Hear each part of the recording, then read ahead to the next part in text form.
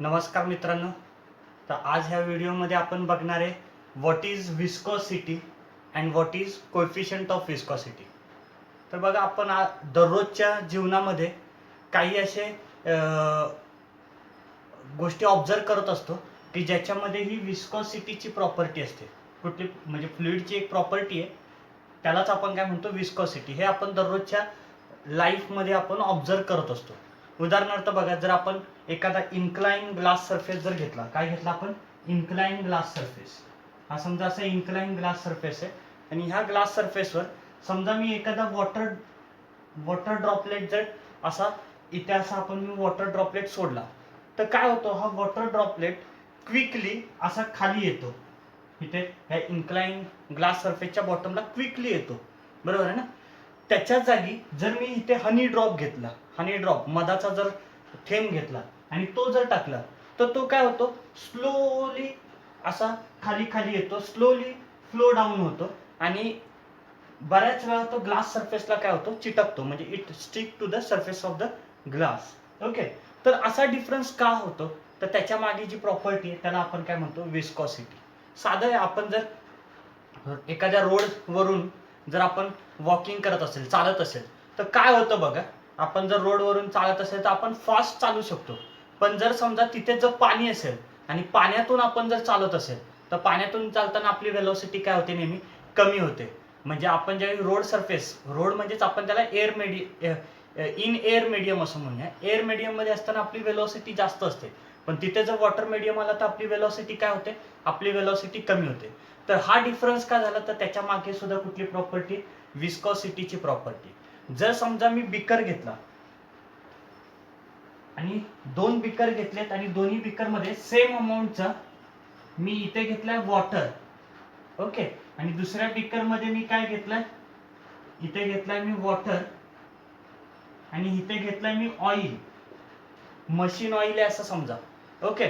आणि मी काय घेतलंय, बॉल बेरिंग. आपल्याला बॉल बेरिंग माहिती, आपण सायकलमध्ये, टू व्हीलर मध्ये आपण आपल्या व्हीलच्या तिथे यूज करतो. तो बॉल बेरिंग घेतला आणि दोन्हीकडे आयडेंटिकल बॉल बेरिंगच आहे, ओके.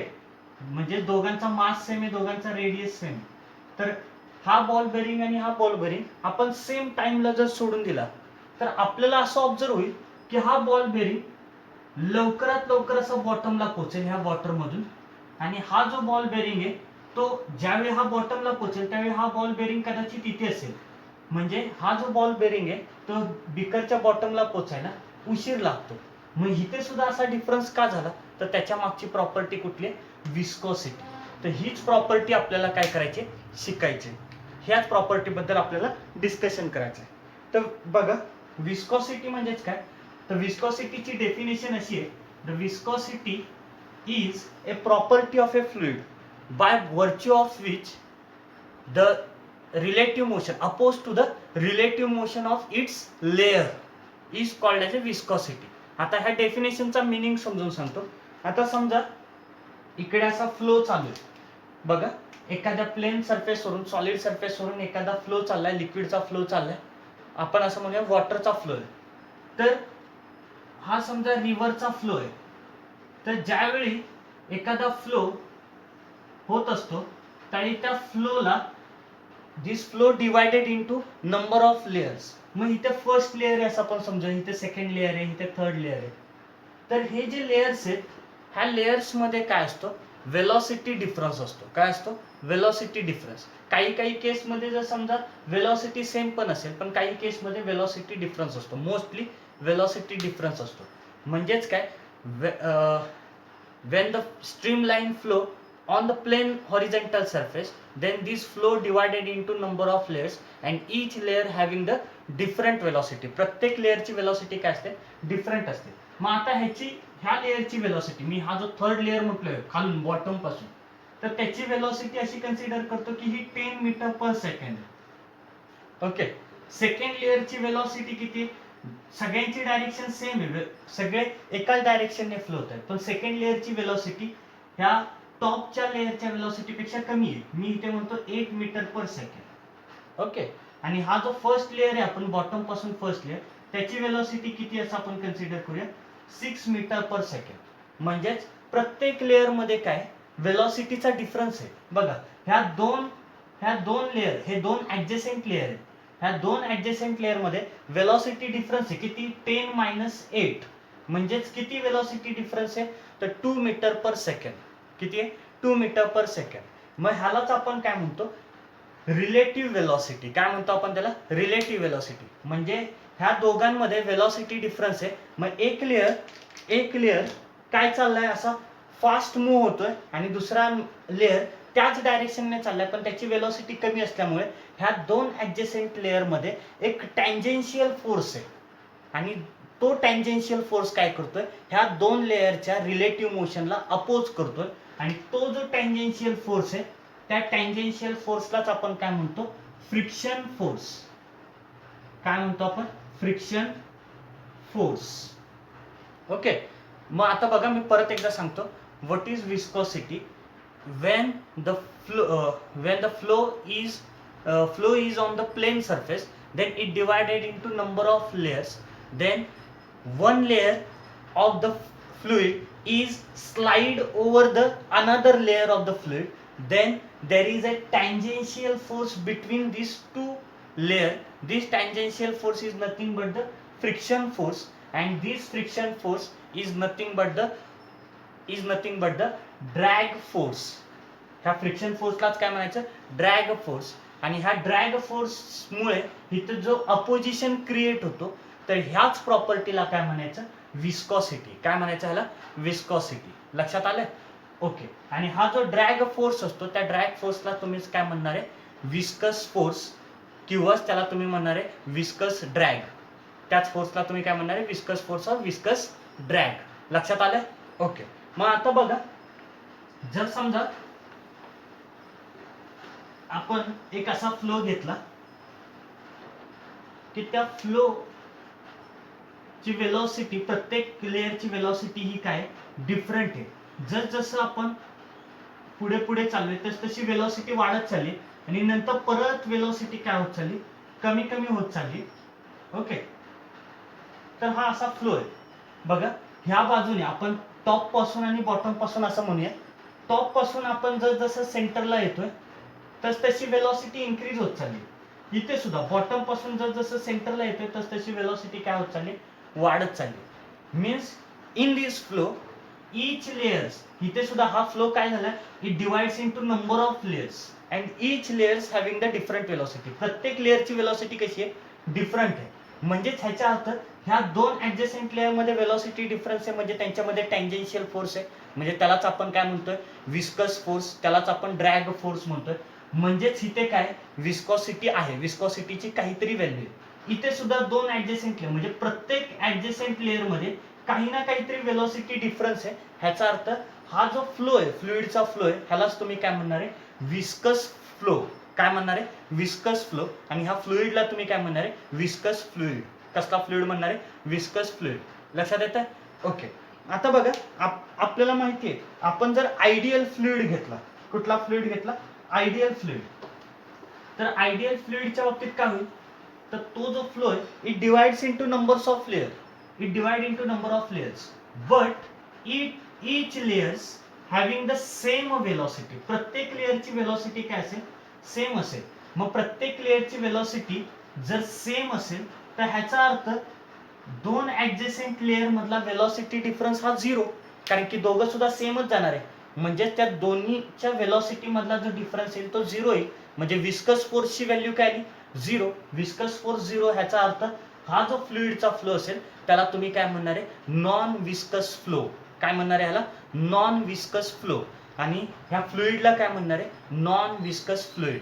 म्हणजे हे आपण आयडियल फ्लुइडच्या बाबतीत घेऊ शकतो. तसं जनरली आपण जर डेली लाईफ मध्ये बघितलं तर कुठला जरी फ्लुइड घेतला तर त्याच्यामध्ये विस्कॉसिटी असतेच, नॉन विस्कस फ्लुइड असा नसतो. पण जर सपोज आपण मिथेन लिक्विड घेतलं आणि त्या मिथेन लिक्विड ऍट 2 केल्विन टेम्परेचरला घेतला तर मात्र त्याला आपण काय म्हणू शकतो, नॉन विस्कस फ्लुइड. कारण की तिथे विस्कॉसिटी, विस्कस फोर्सची व्हॅल्यू ही किती येते, झिरो येते. म्हणजे तुम्हाला कळालं असेल विस्कॉसिटी म्हणजेच काय, तर viscosity is a property of fluid by virtue of which the opposed to the relative motion of its layer due to drag force is called as a viscosity. दोन ऍडजसेंट लेयर मध्ये फ्लुइडच्या flow मध्ये जर दोन adjacent layer मध्ये velocity difference असेल तर त्यांच्यामध्ये जो टँजेन्शियल फोर्स असतो त्यालाच आपण म्हणतो विस्कस फोर्स. आणि त्या विस्कस फोर्स म्हणजेच काय तर फ्रिक्शन फोर्स आहे. आणि त्या फ्रिक्शन फोर्समुळे जी प्रॉपर्टी तयार होते त्या प्रॉपर्टीला आपण काय म्हणतो विस्कॉसिटी. काय म्हणतो आपण त्याला विस्कॉसिटी. त्याच्यामुळेच तुम्ही बघा आपण जर ऑब्झर्व केलं तर काय होतं रिव्हर जर नदी असेल रिव्हर असेल तर त्याच्या कडेला रिव्हरच्या कडेला काय असतं तर फ्लुइड म्हणजे वॉटरची वेलोसिटी ही कमी असते आणि रिव्हरच्या जसं तुम्ही सेंटरला जाल तशी वेलोसिटी काय होत जाते वाढत वाढत वाढत वाढत जाते. तसंच सेम रिव्हरला जर तुम्ही रिव्हरच्या वरच्या लेअर पासून जर खाली खाली रिव्हरच्या बॉटम पर्यंत गेला म्हणजे रिव्हरच्या बेड पर्यंत गेला तर बघा वरच्या लेअरची वेलोसिटी जास्त असते आणि जसं खाली जाईल तुम्ही रिव्हरच्या बेडला जाल तशी वेलोसिटी काय होत जाते कमी कमी होत जाते. म्हणजे हा कसला फ्लो आहे तर हा विस्कस फ्लो आहे. कसला फ्लो आहे विस्कस फ्लो. पण प्रत्येक लेअरची वेलोसिटी जर सेम असेल तर त्या फ्लोला तुम्ही काय म्हणणार आहे नॉन विस्कस फ्लो. काय म्हणणार आहे नॉन विस्कस फ्लो. आता आपण विस्कस फ्लो वरूनच आपण एक डेफिनेशन बघणार आहे ती म्हणजे वेलोसिटी ग्रेडियंटची. कुठली डेफिनेशन बघणार आहे आपण आता velocity gradient. Suppose this is a solid surface and on this solid surface the flow there is a flow of liquid. ह्या solid surface वर liquid चा flow चालू आहे and this flow divided into number of layers. Okay, the layers which is nearly equal to this solid surface having the velocity 0. आणि त्या लेअरला तुम्ही कसला layer म्हणणार आहे स्टेशनरी लेअर. कसला लेअर म्हणणार आहे त्याला तुम्ही स्टेशनरी लेअर. लक्षात येते. ओके. आता त्याच्यानंतर इथे एक लेअर आहे त्याच्यानंतर इथे एक लेअर आहे आणि इथे एक लेअर आहे. लक्षात येते. आता मी काय म्हणतो हा जो लेअर आहे फर्स्ट लेअर स्टेशनरी लेअर पासूनचा फर्स्ट लेअर तर त्याचं इथून वर्टिकल जे डिस्टन्स आपण घेतोय ते फॉर एक्झाम्पल म्हणून चाललंय ते डिस्टन्स आहे 2 मीटर आणि ह्याची वेलोसिटी किती आहे 2 मीटर पर सेकंड. किती आहे 2 मीटर पर सेकंड. आता त्याच्यानंतर स्टेशनरी लेअर पासूनचा हा दुसरा लेअर आहे त्याची हाईट आहे 4 मीटर. किती हाईट आहे 4 मीटर. लक्षात येत आहे किती हाईट आहे 4 मीटर. आणि ह्या लेअरची वेलोसिटी खालच्या लेअरच्या वेलोसिटी पेक्षा थोडी जास्त असते तर ती मी म्हणतो 4 मीटर पर सेकंड. एक्झाम्पल चाललंय हे. ओके. त्याच्यानंतर स्टेशनरी लेअर पासून हा जो तिसरा लेअर आहे त्याची हाईट आहे 6 मीटर आणि त्याची वेलोसिटी आहे 6 मीटर पर सेकंड. लक्षात येते. मग आता बघा इथे प्रत्येक दोन ऍडजसेंट लेअर स्टेशनरी लेअर आणि हा फर्स्ट लेअर ह्यांच्यामध्ये वेलोसिटीचा डिफरन्स किती आहे तर त्यांच्या दोघांमध्ये जो वेलोसिटी डिफरन्स आहे त्याला मी म्हणतो dv. तर तो किती आहे तो आहे 2 मीटर पर सेकंड. इथे सुद्धा ह्या दोन ऍडजसेंट लेअर मध्ये जो वेलोसिटी डिफरन्स आहे ज्याला मी dv म्हणतोय तो किती आलाय 2 मीटर पर सेकंड. आता इथे सुद्धा सेकंड आणि थर्ड मध्ये इथे सुद्धा वेलोसिटी डिफरन्स आहे म्हणजे चेंज इन वेलोसिटी किती 6 - 4 म्हणजेच किती आहे 2 मीटर पर सेकंड. म्हणजे तुमच्या लक्षात येते प्रत्येक दोन ऍडजसेंट लेअर मधला जो वेलोसिटी डिफरन्स आहे ज्याला आपण चेंज इन वेलोसिटी म्हणतो तो कसा आहे कॉन्स्टंट आहे सेम आहे. तो कसा आहे सेम आहे. आता बघा तसंच सेम ही जी वर्टिकल हाईट आहे ओके किती आहे 2 मीटर म्हणजे स्टेशनरी लेअर आणि फर्स्ट लेअर ह्यांच्यामधली जी हाईट आहे ती किती आहे 2 मीटर आहे. तसंच सेम फर्स्ट लेअर आणि सेकंड लेअर मधली हाईट किती येणार आहे तर 2 मीटर 4 - 2 किती येणार आहे 2 मीटर. तसंच सेम बघा सेकंड लेअर आणि थर्ड लेअर मधला पण हाईट म्हणजे डिस्टन्स हाईटचा डिफरन्स किती आहे 2 मीटरच म्हणजेच किती 6 - 4 म्हणजे आन्सर किती आलं 2. लक्षात येत आहे. म्हणजे इथे तुमचा वेलोसिटीचा चेंज हा कसा आहे इक्वल आहे आणि height difference between two adjacent layer हा सुद्धा कसा आहे सेम आहे. त्यालाच आपण डिस्टन्स म्हणूया. तर डिस्टन्स सुद्धा दोन ऍडजसेंट लेअर मधला डिस्टन्स कसा आहे सेम आहे. Then if we take the ratio of change in velocity upon change adjacent distance between two adjacent layer मी ह्याला काय म्हणतो ह्याला म्हणतो dx. दोन ऍडजसेंट लेअर मधल्याला काय म्हणतो dx.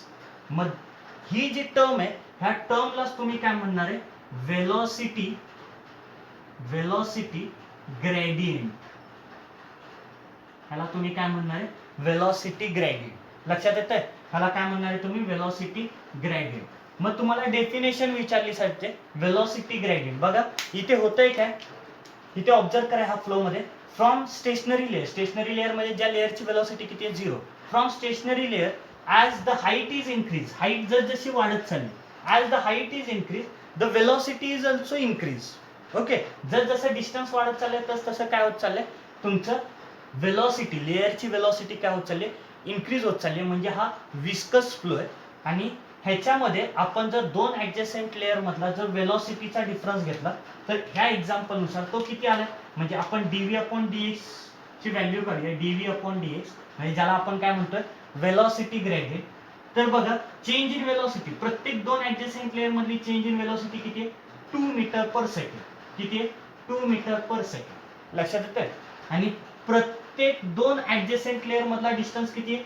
2 मीटर. म्हणजे 2 टू गेट कॅन्सल. ओके, म्हणजेच इथे तुम्हाला डीव्ही बाय डीएक्स म्हणजे वेलोसिटी ग्रेडियंट किती मिळालं? 1. आणि इथे सुद्धा एसआय युनिट काय येईल वेलोसिटी ग्रेडियंटचं? बघा मीटर मीटर कॅन्सल म्हणजेच 1 पर सेकंड. एसआय युनिट काय? पर सेकंड. वेलोसिटी ग्रेडियंटचं एसआय युनिट येईल पर सेकंड. लक्षात आलं? तर इथे आपल्याला लक्षात आलं तर वेलोसिटी ग्रेडियंटची व्हॅल्यू जी असते ती कशी असते? वेलोसिटी ग्रेडियंट हा कसा असतो? फ्लो साठी कॉन्स्टंट असतो. कसा असतो? कॉन्स्टंट. लक्षात आलं? Velocity gradient is constant. इथे दुसरं काय म्हणतो मी?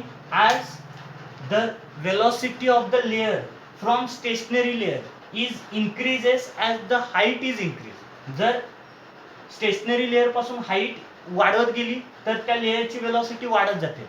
पण आपण वेलोसिटी ग्रेडियंट घेतला, change in velocity upon distance between two adjacent layer जर घेतला, ज्याला आपण वेलोसिटी ग्रेडियंट म्हणतो, तो कसा येतो प्रत्येक वेळी?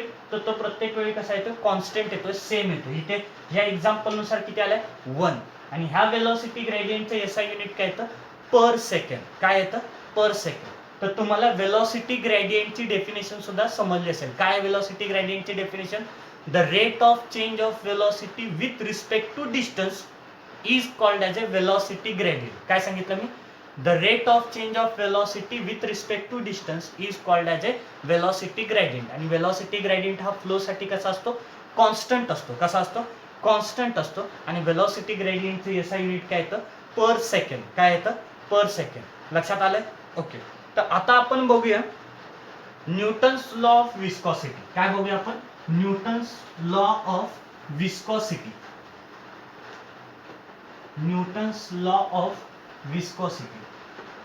According to Newton's for streamline flow, समजा इथे हॉरिझॉन्टल सरफेस आणि त्या हॉरिझॉन्टल सरफेसवर एखादा स्ट्रीमलाईन फ्लो चाललाय. मग आपल्याला माहिती आहे जर हॉरिझॉन्टल सरफेसवर स्ट्रीमलाईन फ्लो असेल तर त्या flow, this flow divided into number of horizontal levels, horizontal layers.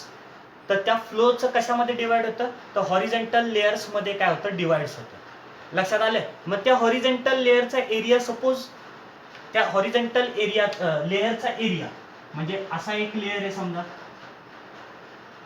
Okay, हा दुसरा हॉरिझॉन्टल लेयर आहे. तर ह्या हॉरिझॉन्टल लेयरचा एरिया किती आहे? ए. ओके, आणि ह्या लेयर्स मध्ये सुद्धा वेलोसिटी डिफरन्स आहे. फॉर एक्झाम्पल ह्याची वेलोसिटी किती आहे? व्ही. ह्याची वेलोसिटी किती आहे? V plus dv. आणि ह्याची वेलोसिटी समजा किती आहे? व्ही. म्हणजे हा कोण आहे? ह्या लेयरचा एरिया सुद्धा किती आहे? ए. तर ह्या दोन ऍडजसेंट लेयर मध्ये वेलोसिटी डिफरन्स आहे. ह्या दोघांमध्ये वेलोसिटी डिफरन्स किती आहे? डीव्ही. तसंच ह्या दोघांमध्ये जे डिस्टन्स आहे त्याला आपण म्हणूया डीएक्स. लक्षात येतंय? तर असं जर असेल म्हणजे for streamline flow the viscous force, मी न्यूटन्स लॉ ऑफ विस्कॉसिटी सांगतोय त्याचं statement. For streamline flow the viscous force is, म्हणजे viscous force denoted by FV, is directly proportional to area of the layer, is directly proportional to area of the layer, and also this viscous force is directly proportional to, मी हा change in velocity आणि ह्या दोन adjacent layer मधला जो distance आहे त्यांचा ratio घेतो, ज्याला आपण काय म्हणतोय? Velocity gradient. म्हणजे viscous force is directly proportional to velocity gradient.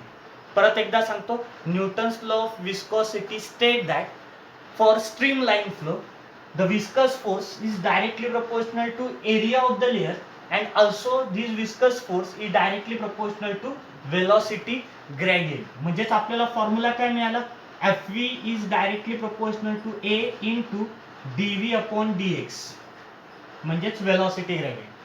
and if you remove the proportionality sign, आपण जर proportionality sign रिमूव्ह केला तर तिथे आपण यूज करणारे कॉन्स्टंट, त्याला आपण proportionality constant म्हणतो. Here we use the proportionality constant denoted by eta. कुठल्या सिंबलने डिनोट केला, eta into A into dv by dx. Here the proportionality constant eta is known as coefficient of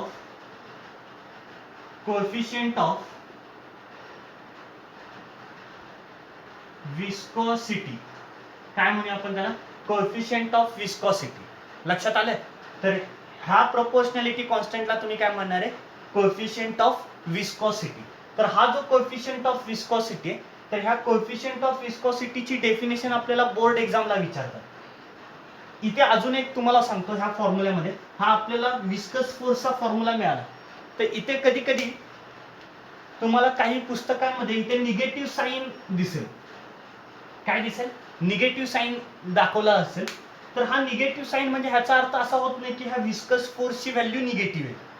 तर हा negative sign हा indication आहे. It indicate that this viscous force is opposing force, is drag force. हा जो viscous force आहे हा कुठला force आहे, अपोजिंग फोर्स आहे. तो अपोज क्रिएट करतो relative motion between two layers, two adjacent layer मधला जो अपोज क्रिएट करतो तो हा फोर्स आहे. म्हणून हा निगेटिव्ह साइन यूज करतात. तर हे फक्त इंडिकेशन आहे. लक्षात आलं, ओके. तर ह्या फॉर्म्युल्यावरून आपण कोएफिशिएंट ऑफ विस्कोसिटीचा आपण फॉर्म्युला लिहूया. तर फॉर्म्युला काय कोएफिशिएंट ऑफ विस्कोसिटीचा बघा, eta is equal to Fv upon A into dv upon dx, and this is the equation of coefficient of viscosity. हे इक्वेशन तयार झालं कोएफिशिएंट ऑफ विस्कोसिटीचं. मग आता डेफिनेशन विचारतात बोर्ड एक्झामला, तर काय येईल definition, the coefficient of viscosity is defined as viscous force per unit area of the layer per unit velocity gradient. काय definition, coefficient of viscosity is defined as viscous force per unit area per unit velocity gradient. मग आता ह्या coefficient of विस्कोसिटीचं SI unit आपण बघूया. Okay, तर हे तुम्हाला लक्षात आलेलंच असेल. कोएफिशिएंट ऑफ विस्कोसिटीचं SI युनिट काय येईल ते बघूया आपण. इथे बघा हा फोर्स आहे, फोर्सचं SI युनिट काय येणार आहे, न्यूटन डिवायडेड बाय एरियाचं SI unit metre square into वेलोसिटीचं SI unit metre per second divided by डिस्टन्सचं SI युनिट मीटर. ह्या मीटरला हा मीटर कॅन्सल, म्हणजेच तुम्हाला SI युनिट काय मिळालं, newton second per metre square. This is SI unit of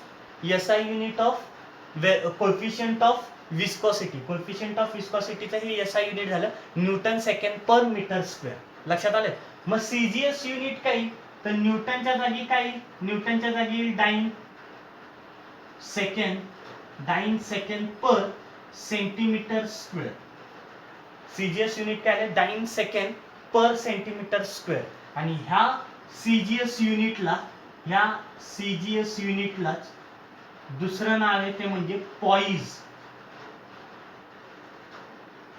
म्हणजे SI unit of coefficient of viscosity is poise. Coefficient of विस्कोसिटीचं SI नाही, सॉरी, CGS युनिटला काय म्हणतात, पॉइज.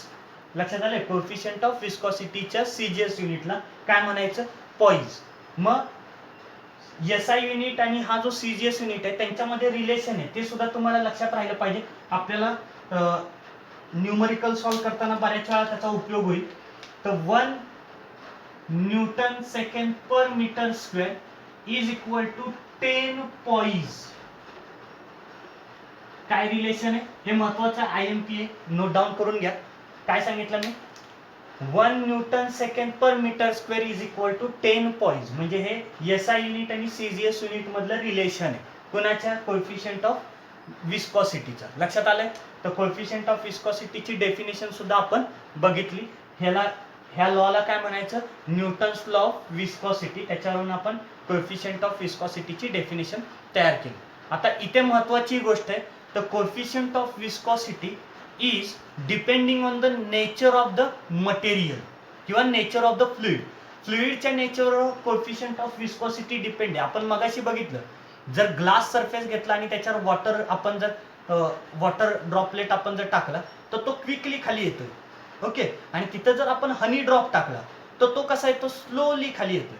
तर ह्या दोघांच्या नेचरमध्ये वॉटर ड्रॉपलेट आणि हनी ड्रॉपलेट ह्या दोघांच्या नेचरमध्ये काहीतरी फरक आहे. बरोबर आहे ना? त्याच्यामुळे कोएफिशियंट ऑफ विस्कॉसिटीची व्हॅल्यू सुद्धा चेंज होते.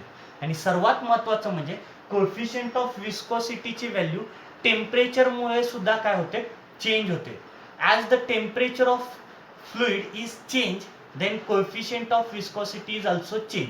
तुम्ही इथे शेजारच्या टेबलमध्ये बघू शकता, आपल्याला एअर, वॉटर आणि मशीन ऑइल असे 3 सबस्टन्सेस दिलेले आणि वेगवेगळ्या टेम्परेचरला त्यांचा कोएफिशियंट ऑफ विस्कॉसिटीची व्हॅल्यू दिली, तर ती काय येते? वेगवेगळी येते. हे तुम्ही ऑब्झर्व करू शकता. ओके. आता महत्वाची गोष्ट काय, जर समजा आपण फ्लुइड घेतला, लिक्विड घेतला, तर लिक्विडचं जर टेम्परेचर इन्क्रीज करत गेलं तर मोस्टली लिक्विड जर असेल तर त्याचा कोएफिशियंट ऑफ विस्कॉसिटीची व्हॅल्यू ही काय होते? डिक्रीज होते, जर टेम्परेचर इन्क्रीज होत असेल तर. आता का असं होतं? तर बघा, मुळात जो टँजेन्शियल फोर्स आहे, विस्कस फोर्स आहे, तो कुणामुळे होत असतो? तर लिक्विडच आहे ना, एकच सबस्टन्स आहे, एकच लिक्विड आहे आणि त्याचे लेयर्स डिवाइड झाले. म्हणजे तिथे जो फ्लो असेल त्याच्यामध्ये सगळेचे सगळे मोलिक्यूल एकाच कुठल्या तरी सबस्टन्सेसचे असतील. म्हणजे त्या मोलिक्युल्स मध्ये इंटरमोलिक्युलर फोर्स आहे, ज्याला आपण काय म्हणतो? जर सेम मोलिक्युल्स मधला जर अट्रॅक्शन फोर्स असेल तर त्याला आपण कोहेसिव्ह फोर्स म्हणतो. म्हणजे ह्या शॉर्ट रेंज फोर्स म्हणजे जो इंटरमोलिक्युलर फोर्स आहे, ज्याला आपण कोहेसिव्ह फोर्स म्हणतोय, त्याच्यामुळे हा ड्रॅगिंग फोर्स तयार होतो. त्याच्यामुळे हा रिलेटिव्ह मोशन मधला अपोजिशन्स क्रिएट होतोय. म्हणजे इथे कोण कारणीभूत आहे विस्कॉसिटीच्या प्रॉपर्टीसाठी? तर कोहेसिव्ह फोर्स बिटवीन 2 मॉलिक्युल्स. मग जर आपण एखाद्या लिक्विडचं टेम्परेचर इन्क्रीज केलं तर आपल्याला जनरली माहिती आहे, जर लिक्विडचं टेम्परेचर इन्क्रीज केलं तर ते मोलिक्युल्स काय होतात? एकमेकांपासून लांब जातात. मग मोलिक्युल जर लांब गेले तर त्या दोघांमधला जो कोहेसिव्ह फोर्स असतो, इफेक्टिव्ह कोहेसिव्ह फोर्स, त्याची व्हॅल्यू काय होते? कमी होते. जर त्याची व्हॅल्यू कमी झाली तर फ्रिक्शन पण काय होणार आहे? कमी. फ्रिक्शन कमी झाला, टँजेन्शियल फोर्स कमी, म्हणजेच विस्कस फोर्स कमी, म्हणजेच त्याची विस्कॉसिटी काय होते? कमी होते. म्हणजेच कोएफिशियंट ऑफ विस्कॉसिटीची व्हॅल्यू काय होते?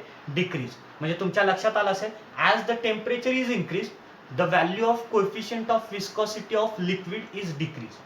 But in case of gas, जर गॅसचा विचार केला तर गॅसमध्ये आपण जो आता म्हणतो आपण लिक्विड फ्लोचा आपण लेयर्समध्ये डिवाइड केलं आणि 2 ॲडजसेंट लेअरमध्ये जो टँजेन्शियल फोर्स असतो त्याला आपण विस्कस फोर्स म्हणतो. मग त्या 2 ॲडजसेंट लेअरमध्ये वेलॉसिटी डिफरन्स असतो म्हणून फ्रिक्शन तयार होतो. पण गॅसच्या बाबतीत असे लेयर्समध्ये डिवाइड होत नाही.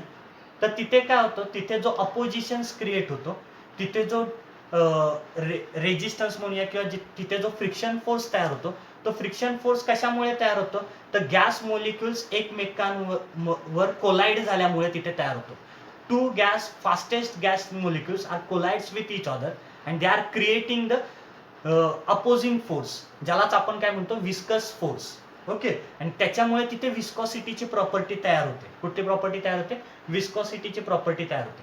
मग बघा, गॅसचं जर टेम्परेचर इन्क्रीज केला तर ऑलरेडी गॅस मोलिक्युल हे रॅन्डम मोशन मध्ये असतात. मग त्यांचा रॅन्डमनेस इन्क्रीज होतो, म्हणजेच त्यांचं कोलिजन्स वाढतं. आणि कोलिजन्स वाढलं म्हणजेच काय? त्यांच्यामधला अपोजिंग फोर्स वाढला, म्हणजेच काय? विस्कस फोर्सची व्हॅल्यू वाढली, म्हणजेच कोएफिशियंट ऑफ विस्कॉसिटीची व्हॅल्यू काय झाली? इन्क्रीज झाली. म्हणजे as the temperature of gas is increase the value of coefficient of viscosity is increase. तर लिक्विड आणि गॅसच्या बाबतीतला तुम्हाला फरक समजला असेल. लिक्विडमध्ये काय होतं? टेम्परेचर इन्क्रीज केला तर कोएफिशियंट ऑफ विस्कॉसिटीची व्हॅल्यू डिक्रीज होते. आणि गॅस जर असेल तर टेम्परेचर इन्क्रीज केला तर कोएफिशियंट ऑफ विस्कॉसिटीची व्हॅल्यू सुद्धा काय होते? इन्क्रीज होते. तर आजच्या व्हिडिओमध्ये आपण काय बघितलं?